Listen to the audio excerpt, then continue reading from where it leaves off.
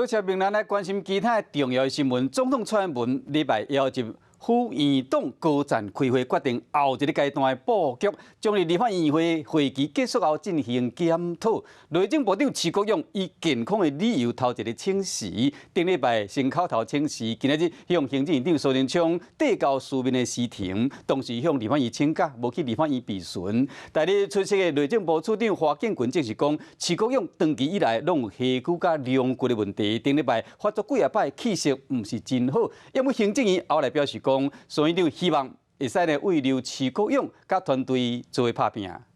对，缘起缘灭，这没有什么哈。顶礼拜是去年备询，内政部长徐国勇一句话讲到家己代志，听讲伊身体无好，早就是要休困。顶礼拜二就向行政院长苏贞昌辞职，和办公室已经包括款好，不过人无答应伊。今仔日佫一摆提辞职书，同时向立法院请假，和处长先来坐议会。长期都有气喘和脊椎的一些问题哈，那上个礼拜气喘发作非常多次，那上礼拜我看到他，上礼拜五我看到他确实整个气色、整个状况不是太好。行政院正式消息，当时嘛由发言人罗秉成来讲这件代志。徐国勇部长因为身体早逝去，向苏院长提出辞职。苏贞昌赶快希望徐部长会当继续和行政团队做拍拼，该留落来。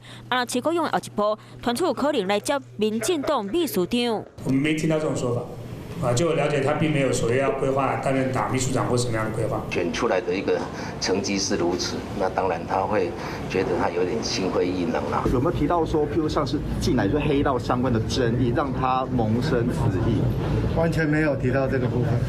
民进党败选了后，总统蔡英文礼拜日调集府院高层开2点半钟的败选检讨会，府院和各部会后一个阶段的布局会定在立法院会期结束后。谢了，看个画面就好了，好不好？政务官本来就是没有任期，而且本来就是要对施政的所有的成果来负责，会配合那个改组的所有的这些总统指示的方向。那在改组之前这1个月，我们还是会来完成许多的事情。部委首长呼应党中央的决议，身体心早以上坚守好势，会期结束了后，再来面对检讨的代志。